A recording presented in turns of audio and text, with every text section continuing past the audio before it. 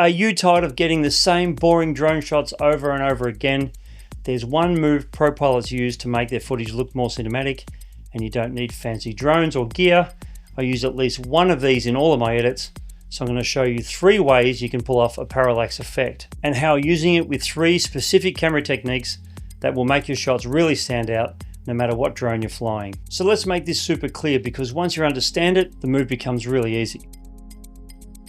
G'day friends, parallax is that 3D cinematic look where your subject stays centered and the background appears to move faster as seen at the start of this video. And it happens by moving the drone sideways or orbiting while keeping the subject locked in the middle. The strength of the parallax comes down to 3 things.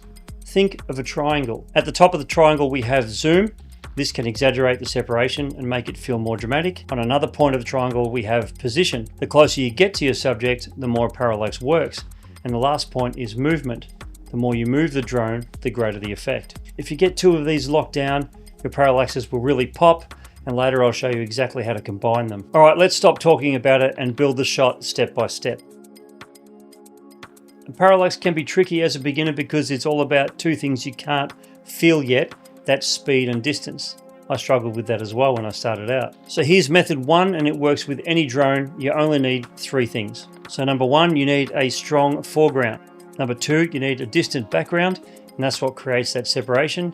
And number 3, you need to get close. So fly as close to the foreground object as you safely can, like in this shot of the building that I filmed. Then you fly sideways and yaw, so in other words, rotate the drone as you move to keep the subject centered. Have a look at this clip. The foreground and the background look like they move at different speeds, and that's the parallax effect.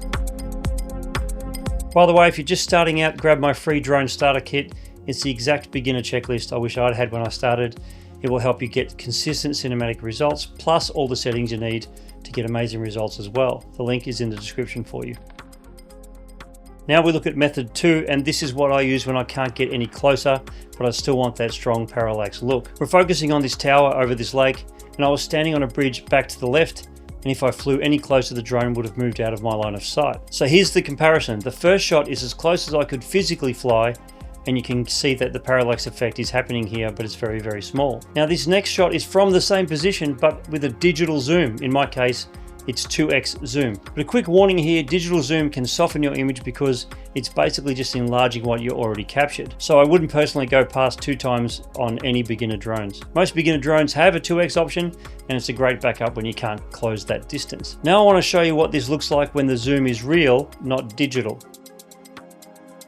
If you're a beginner and you happen to have a DJI Air 3S like this, you've got an extra option that I use all the time, a real optical zoom lens. It lets you stay a safe distance away and still get that strong parallax effect. In fact, it's really good for that parallax effect. Now this drone has 2 cameras, a wide camera and a zoom camera. That's the wide and that's the zoom. So here's a parallax shot of this building that I shot on a wide lens. Now here's almost the same drone position a minute later on the 70mm lens, which is the zoom lens. See how good it looks when I'm way closer? That's why the parallax looks stronger without using digital zoom. Okay, now that you've got the zoom options, let's talk about the actual flying, because this is where beginners struggle. Technique number 1 is one we've already covered, which is the orbit. And yes, when you're new, orbiting can feel very awkward. It took me a while to get the hang of it as well. So here's the easier alternative. Instead of flying a perfect circle, just fly sideways. Get as close as you safely can, then slide left or right while keeping the subject centered as much as possible. You'll still get that solid parallax effect. It's just way easier to control it this way. Now here's a bonus shot I use when I want a completely different look.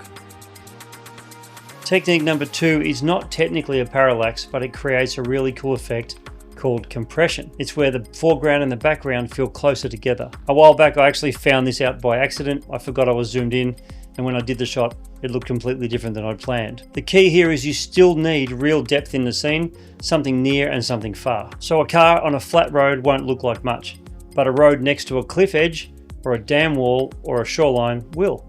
I'll show you with a top-down shot because it's easy to set up as a beginner.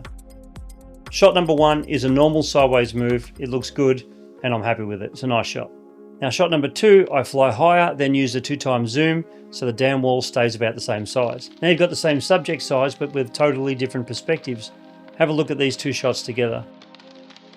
Now let's combine the same idea with a reveal, because reveals make even simple shots feel cinematic.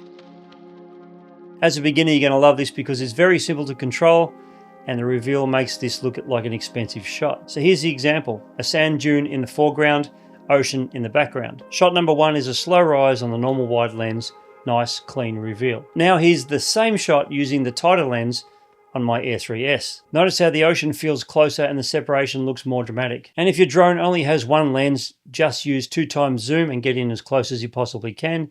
Just keep it around there and you'll get a very similar look. If this parallax stuff still feels like a lot or it's a bit confusing, your next step is my no move shots video. Same cinematic look with way less flying. Give that a watch right here. Thanks for watching.